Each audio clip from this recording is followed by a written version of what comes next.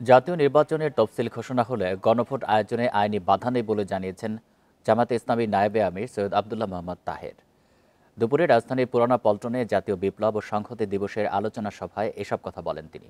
Rainbow অ্যাক্রোপ্লাস্টে acrylic এমালশন থাকায় মুছে ফেলা যায় যে কোনো দাগ সহজেই। Rainbow paints, colour of joy. এ সময় বিএনপির প্রতিষ্ঠাতা জিয়াউর রহমানের প্রশংসা করেন তিনি। বলেন, বর্তমান সময়ে বিএনপি বড় জনপ্রিয় দল হলেও তা জিয়াউর রহমানের সময়ের মতো জনপ্রিয় কিনা তা নিয়ে প্রশ্ন রয়েছে। দেশের মানুষ গণতন্ত্র ও পরিবর্তন চায় উল্লেখ করে জামায়াতের নায়েবে আমির বলেন, আগামী নির্বাচনে জনগণ দুর্নীতি ও চাঁদাবাজ মুক্ত দলকেই ভোট দেবে।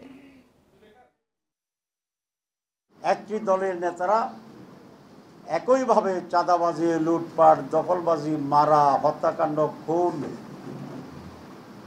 এইগুলা করা শুরু করেছে। এই জাতি ভুলক্রমে তাদেরকে ম্যান্ডেট দেয়, তখন একটা নতুন প্রেক্ষাপট তৈরি হবে, আবার খবর দিতে থাকি।